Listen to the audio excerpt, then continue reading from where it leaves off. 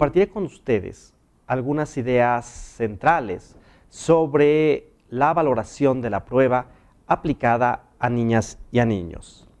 Lo primero que quisiera decirles es que cuando analizamos la forma en que debería aplicarse el interés superior de la niña y el niño, en ocasiones esto no es fácil de identificar. Ustedes han analizado en otras ocasiones ya aspectos conceptuales sobre el significado del interés superior de la niña y del niño. Sin embargo, ahora trataremos de entender cómo podríamos aplicar de manera mucho más específica ese interés superior en los procesos de valoración de la prueba. Al respecto, quisiera plantearles al menos 4 elementos que deberíamos considerar.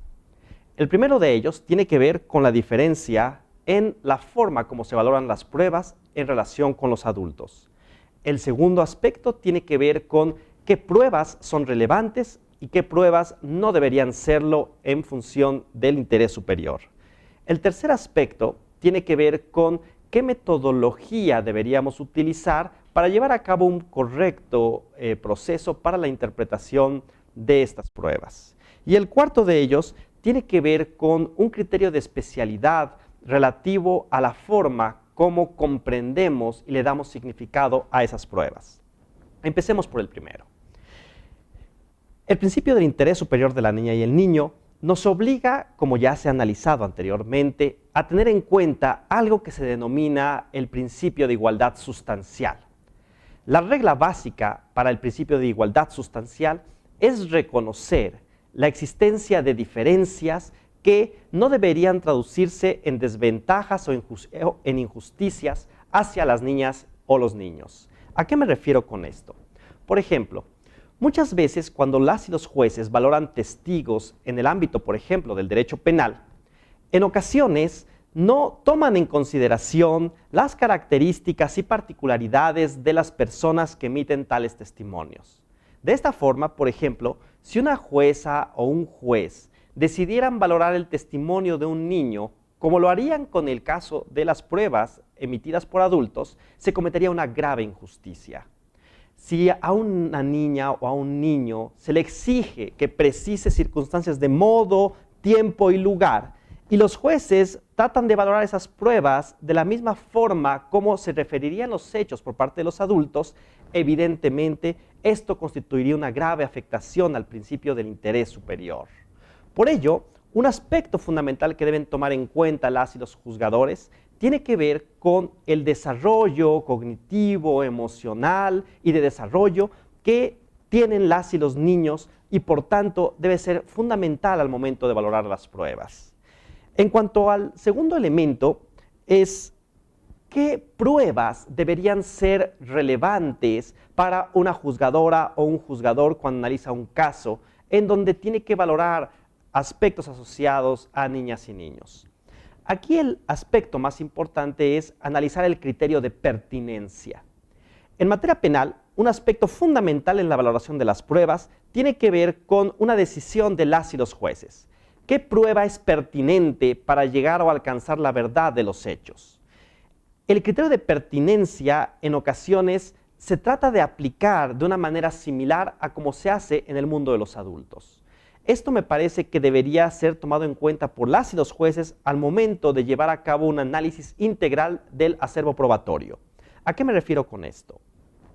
Lo que en el derecho penal, por ejemplo, podría ser un criterio prohibido, como por ejemplo los testigos de oídas, es decir, personas a las que no les constan directamente los hechos, es muchas veces un aspecto que los jueces utilizan como elemento para desacreditar un testimonio. Pero ¿qué pasa en los casos en donde existen niñas y niños, en donde están involucrados testimonios de ellas y de ellos? Si una niña o un niño le refiere a un adulto un acontecimiento, es muy importante que ese testimonio que recibe el adulto no sea desacreditado por ser un testimonio de oídas. En ese sentido, el testimonio del niño que le refiere a un adulto de confianza algún acontecimiento que puede ser constitutivo de algún delito, por ejemplo, en contra de ellos o ellas, tendría que ser tomado en consideración por las y los juzgadores como una prueba pertinente que debería incorporarse al caudal probatorio y darle un efecto fundamental al proceso de vinculación de las pruebas. Me parece que este criterio de pertinencia es muy importante, entendido desde la perspectiva del interés superior de las niñas y de los niños. Lo que en el derecho penal en general y en el mundo de los adultos sería una prueba irrelevante o no pertinente para el acervo probatorio, en el mundo de las niñas y de los niños, y particularmente en lo que se refiere a garantizar su interés superior, podría ser un aspecto fundamental para poder protegerlo. En ese sentido, es muy importante entender que el criterio de pertinencia aplica de manera distinta a como aplicaría en el mundo de los adultos. El tercer elemento tiene que ver con cuál es la metodología que utilizan las y los jueces para valorar las pruebas.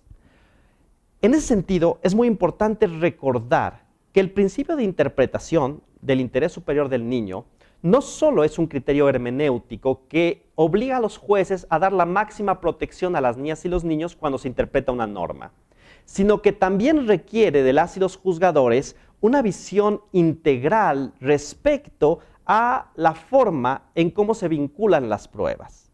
En ese sentido, el principio del interés superior del niño aplicado a la valoración de la prueba debería también consistir en una metodología que pusiera en el centro al niño y a la niña, de tal manera que a partir de tal situación se construyera o intentara construirse la verdad histórica de los acontecimientos. Es muy fácil o es recurrente en muchas sentencias que emiten cotidianamente las y los jueces, sobre todo en los ámbitos familiar o penal, que los testimonios de los niños son, número uno, dejados completamente al margen porque se plantean como imprecisos, como ausentes de especificidad, pero no solamente eso, sino se utilizan muchas veces como elementos completamente ajenos al centro de la verdad histórica. Es muy importante que una metodología de valoración de la prueba en casos donde intervienen niñas y niños intente o establezca poner en el centro a las y los niños para, a partir de su testimonio, a partir de las pruebas que se establecen en función de ellas y de ellos, se intente hacer una reconstrucción de la verdad histórica. De otra forma, si no aplicamos una metodología que ponga en el centro a las niñas y a los niños, se corre el riesgo de dejar completamente desdibujada la verdad histórica, eliminar aquellos aspectos que pudieran ser visos de protección de sus derechos y dejar completamente al margen la protección a los derechos de las y los niños.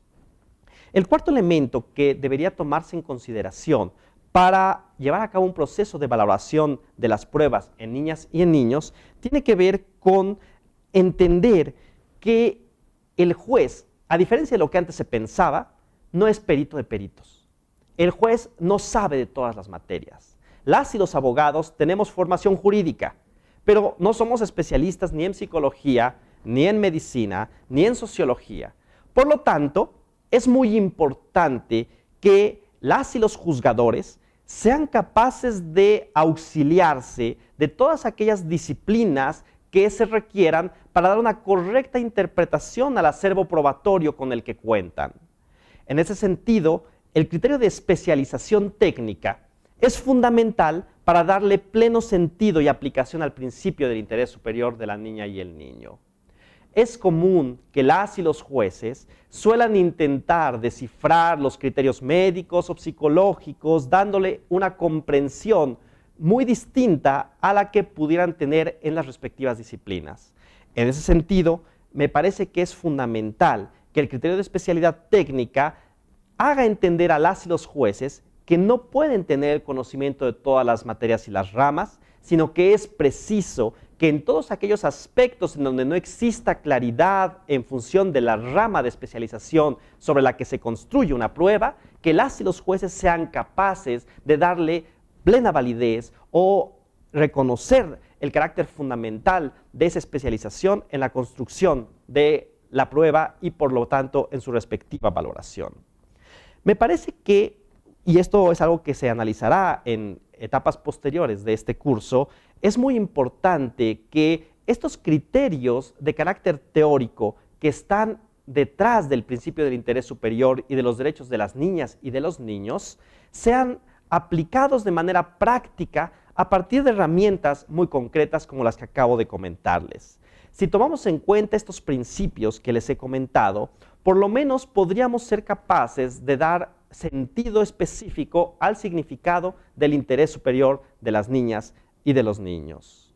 Finalmente, es muy importante recordar que el Estado tiene, en función de los derechos de las niñas y de los niños, una obligación de carácter reforzada. Es decir, las obligaciones que tiene para garantizar los derechos humanos de todas las personas no son los mismos en el caso de las niñas y de los niños.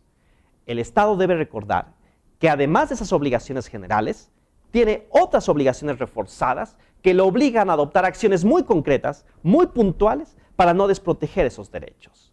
Entre esas medidas de carácter reforzada a las que el Estado no puede renunciar, se encuentran los criterios de valoración de la prueba en función de la especialidad, la metodología de aplicación, los criterios de relevancia o pertinencia de la prueba y desde luego el criterio de especialidad técnica.